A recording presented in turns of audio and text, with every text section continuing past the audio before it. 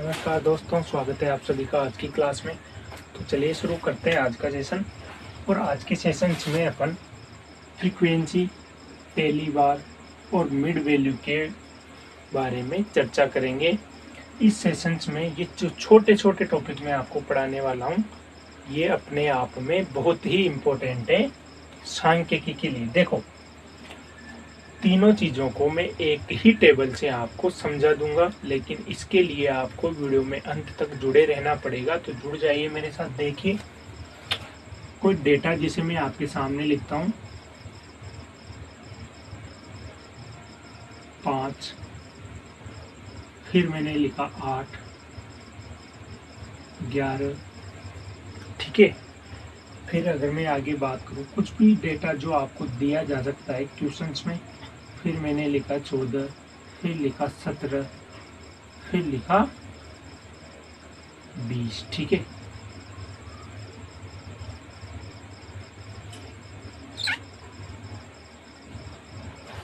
और इधर दिया गया है इनकी फ्रीक्वेंसी,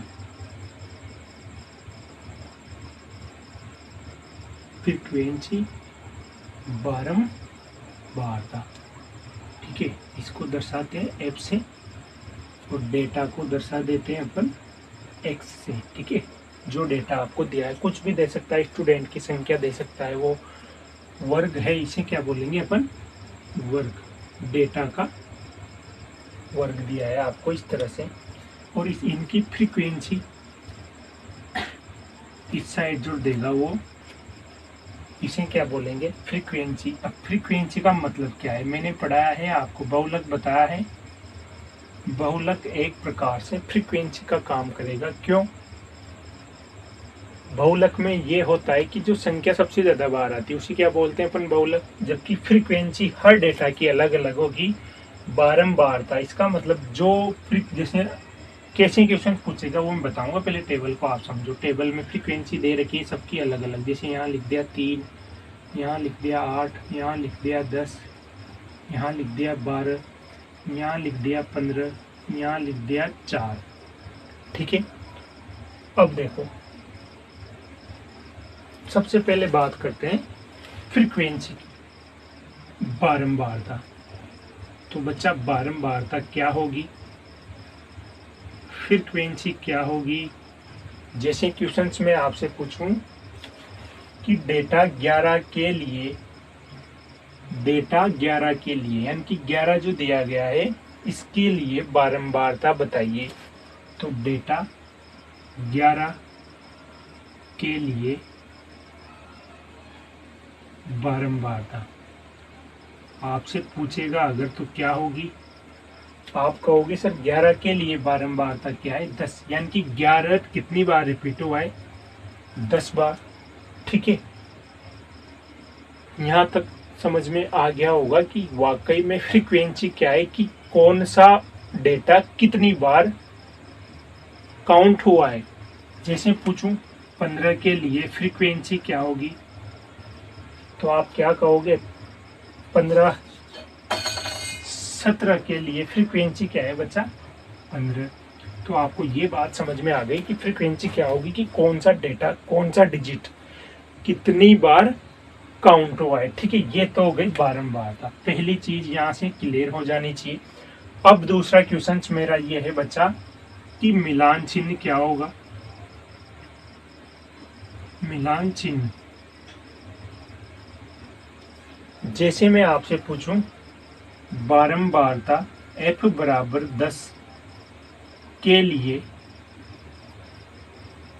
मिलान चिन्ह, f बराबर 10 के लिए मिलान चिन्ह क्या होगा? टेली बार क्या होगी? तो देखो, f बराबर 10 यानी कि फ्रीक्वेंसी 10 के लिए टेली बार कैसे दर्शाएंगे? तो देखो, मिलान चिन्ह को क्या बोलते हैं बच्चा? अगर मैं इंग्लिश में बात करूं तो मिलान चिन्ह को बोला जाता है टेली बार। टेली बार क्या होता है? देखो, फ्रीक्वेंसी 10, तो देखो इस मिलान चिन्ह का मतलब ये है कि अपन को क्या करना है, कैसे दर्शाना है। आपको लिखना है 1, 2, 3, 4, जैसे ही 4 लाइन आप खींचोगे तो अगली 5वीं लाइन क्या करनी है आपको बच्चा, क्रॉस करनी है। टोटल कितनी लाइन खींच दिया आपने, 4 और 1 5। हमेशा याद रखना है मिलान चिन्ह, जब भी किसी फ्रीक्वेंसी के लिए आपसे मिलान चिन्ह पूछे तो 4 होते ही 5वीं लाइन क्रॉस जाएगी। 5 हो गए, 6 7 8 9, 4 हो गए, ये 5वीं लाइन 10। तो मिलान चिन्ह 10 के लिए, मिलान चिन्ह किसके लिए, फ्रीक्वेंसी 10 के लिए कितना हो गया बच्चा, ये हो गया। ठीक है, यदि मैं पूछूं फ्रीक्वेंसी 8 के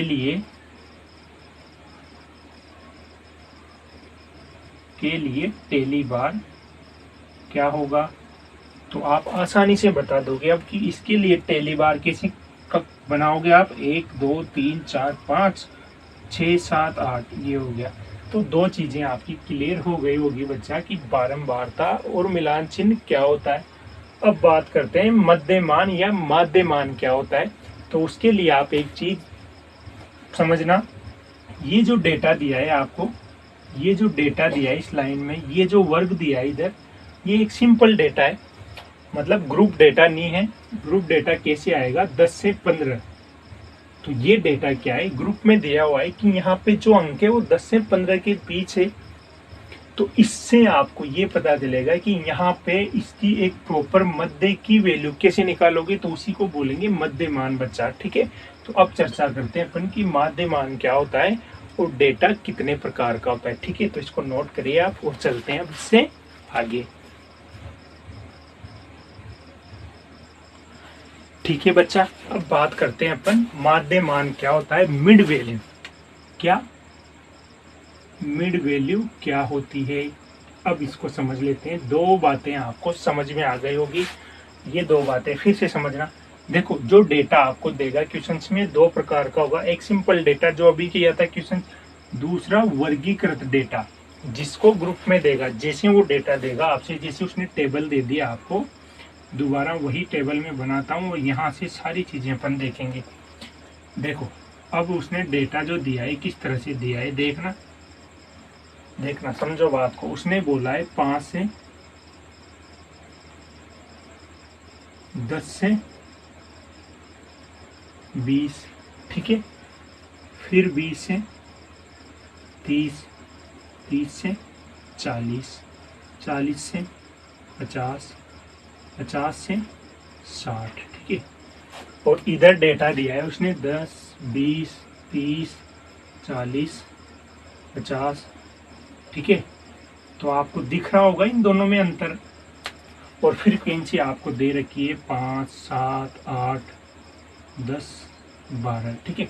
अब देखो इन दोनों में क्या अंतर है, यहाँ पे डेटा कैसा है, अवर्गीकृत है, वो डिवाइड नहीं है, बिल्कुल सिंपल डेटा है। यहाँ पे डेटा को वर्गीकृत किया गया है, मतलब इसका मध्यमान। तो आपको क्या करना है बच्चा, जो डेटा दिया है इसका पहले तो मध्यमान निकालना पड़ेगा, ठीक है। उसके बाद ही जो ये क्वेश्चंस पूछेगा उनके आंसर आप दे पाओगे। तो मध्यमान कैसे निकालना है, मिड वैल्यू कैसे निकालते हैं वो मैं आपको बताता हूं। देखो, जब भी मिड वैल्यू पूछे आपसे तो वो कैसे निकालोगे, जो डेटा दिया है इनको आपस में जोड़ दो, ठीक है, दोनों अंकों को, और 2 का भाग लगा दो। 10 और 20 कितना, 30/2, तो कितना आया 15। मतलब इसका मध्यमान कितना है 15। इसका मध्यमान यानी कि इन दोनों के बीच की संख्या, और जो 15 आएगा, अब जो यहाँ पे वो जो इनका गैप चलेगा वो हमेशा बराबर रहेगा। डेटा इस प्रकार से ग्रुप में वर्गीकृत होगा कि इनका जो अंतर है, डिफरेंस है, वो हमेशा सेम रहेगा। जैसे इसके लिए अगर देखें तो देखो 20 + 30 कितना हुआ 50/2, मतलब 25। तो यहाँ कितना लिखोगे 25। अब बार बार ये चीज आपको करने की जरूरत नहीं है। यहाँ देखो कितना चला 15 10 25, तो अगली बार कितना आएगा 25 10 35, 45 और 55। चेक करके देख लो, 50 और 60, 110/2 करोगे 55। तो ये होता है मध्यमान निकालना। कैसे निकालोगे, इस तरीके से, ठीक है बच्चा। अब देखो बारंबारता, मिलान चिन्ह मैंने बता दिया आपको, मध्यमान बता दिया। अब मैंने माध्य बताया आपको, पहले माध्य का फॉर्मूला लिखाया था मैंने। तो इस टाइप की क्वेश्चंस में माध्य आपसे पूछेगा। सिंपल, अगर यहाँ पे माध्य आपसे पूछे, ये सब देके माध्य पूछे, तो माध्य कैसे निकालोगे आप? राशियों का योग बटे संख्या। लेकिन जब इस तरह के डेटा आएंगे तो माध्य कैसे निकालेंगे, उस पर अगले टॉपिक पे अपन जब अगले लेक्चर पे आएंगे तो उस पर चर्चा करेंगे। यहाँ पे जो टॉपिक मैं पढ़ा रहा हूँ आप उसको अच्छे से समझिए। मध्यमान निकाल लिया। अब मेरा क्वेश्चन आपसे ये है, पहला क्वेश्चन कि बारंबारता 8 के लिए, बारंबारता 8 के लिए, बारंबारता 8 के लिए माध्य मान क्या होगा? तो आप कहोगे बहुत सिंपल क्वेश्चन है सर, बारंबारता 8 के लिए माध्य मान कितना है? 35। और यदि पूछूं 35 के लिए माध्य मान, 35 माध्य मान के लिए टेलीबार क्या होगा? अब क्या करोगे? तो आप कहोगे कि सर इस तरह से करते हुए चले, 35 हमें बनाना है, ये गलत है। अगर वो 35 माध्य मान के लिए आपसे मिलान चिन्ह पूछ रहा है, टेलीबार पूछ रहा है, तो आप उसको उसकी बारंबारता देखकर डिनोट करोगे। सबसे इंपॉर्टेंट पॉइंट है। तो आप क्या करोगे? 4 इंटू क्रॉस ये, तो 35 मध्य मान के लिए टेलीबार क्या होगा, ये, ना कि 35 को ही आप टेलीबार में कन्वर्ट करने लग जाओ। सबसे इंपॉर्टेंट पॉइंट ये है। और ये आपको क्वेश्चंस में नहीं देगा वो, ये तो मैंने बताया आपको कि कैसे मध्य मान निकालना है। आपको ये देगा तो डायरेक्ट पूछेगा कि बारंबारता 8 के लिए मध्य मान क्या होगा। और फिर अगर वो डायरेक्ट ऐसे पूछ ले कि मध्य मान 35 के लिए टेलीबार क्या होगा, तो आपको फ्रीक्वेंसी पे जाना है और फ्रीक्वेंसी को देखकर मिलान चिन्ह बनाना है। ठीक है, तो ये तीनों चीजें आपको समझ में आ गई होगी बच्चा। ठीक है, अब अगले क्वेश्चंस में, अगले सेशंस में अपन कुछ छोटी छोटी बातें हैं जिन पर चर्चा करेंगे, और फिर इससे संबंधित एग्जाम में जितने भी क्वेश्चंस आए हैं बच्चा, उन पर चर्चा करेंगे। ठीक है, तो आप वीडियो को ज़्यादा से ज़्यादा लाइक करें, शेयर करें। मिलते हैं अगले वीडियो में। धन्यवाद।